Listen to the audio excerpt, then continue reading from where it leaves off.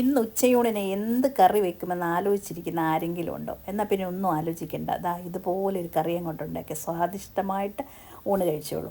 അപ്പോൾ ഇതുപോലൊരു കലമെടുക്കുക, കുറച്ച് സവാള അരിഞ്ഞതും കുറച്ച് പച്ചമുളക് അരിഞ്ഞതും എടുക്കുക, കുറച്ച് ഇഞ്ചി വെളുത്തുള്ളി അരിഞ്ഞതും എടുത്തു, കുറച്ച് കറിവേപ്പിലയും കൂടെ ഇട്ടു.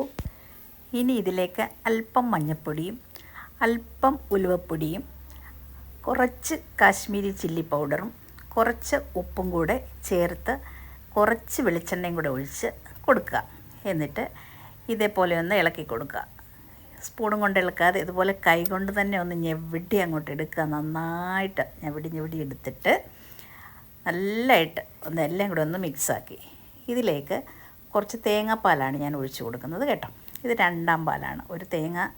ഒരു മുറി അല്ലേ ഒരു തേങ്ങ ചിരകിയിട്ട് അതിൻ്റെ രണ്ടാം പാലെടുത്ത് നന്നായിട്ട് ഇതിലൊന്ന് മിക്സ് ചെയ്ത് അടച്ച് വെച്ചിട്ട് ഇതൊന്ന് ചെറുതായിട്ട് തിളപ്പിച്ചെടുക്കുക. അപ്പോൾ ഇതിലേക്ക് ഒരു മാങ്ങ മുറിച്ചിട്ടിട്ടുണ്ട്, കുറച്ച് ഉപ്പും കൂടെ ചേർത്ത് നന്നായിട്ട് ഒന്ന് ഇളക്കി വെച്ച്. അപ്പോൾ ഇത് തേങ്ങാപ്പാൽ ഒഴിച്ച ഒരു മീൻകറിയാണ് നമ്മുടേത് കേട്ടോ. ഇതിലേക്ക് ഞാൻ 1/2 കിലോ അയലയാണ് എടുത്തിരിക്കുന്നത്. അയല തന്നെ വേണമെന്നില്ല കേട്ടോ, നിങ്ങൾക്ക് ഇഷ്ടമുള്ള ഏത് മീൻ വേണമെങ്കിലും ഉപയോഗിക്കാം. അപ്പോൾ ഇത് നമ്മൾ എല്ലാം ഒന്ന് മിക്സ് ചെയ്തിട്ട് അടച്ച് വെച്ച് നമുക്ക് വേവിച്ചെടുക്കാം. അപ്പോൾ നമ്മുടെ അയലക്കറി ഇങ്ങനെ അങ്ങോട്ട് വെന്ത് വന്നിട്ടുണ്ട്. ഇതിലേക്ക് നമ്മൾ നല്ലൊരു കട്ടിപ്പാൽ, അതായത് ആദ്യം നമ്മൾ കുറച്ച് തേങ്ങാപ്പാൽ മാറ്റി വെച്ചിരുന്നു, അതിലേക്ക് ഒരു 1/4 സ്പൂണ് കുരുമുളക് പൊടിയും കൂടെ അങ്ങോട്ട് ചേർത്തിട്ട് ഇത് നന്നായിട്ടൊന്ന് കറക്കി കൊടുക്കുമോ, ഇതുപോലെ ഒന്ന് ഇളക്കി കൊടുക്കുമോ. നമ്മുടെ മീൻ കഷ്ണങ്ങളൊന്നും ഉടഞ്ഞു പോകാതെ ഇങ്ങനെ ഒന്ന് കൊടുക്കാം.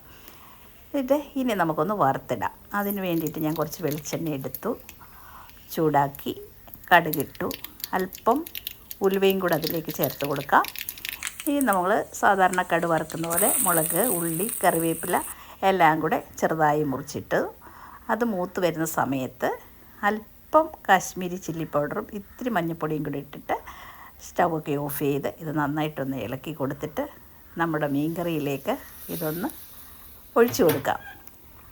ഇതിൻ്റെ ഒരു ടേസ്റ്റ് അപാരം തന്നെയാണ് കേട്ടോ.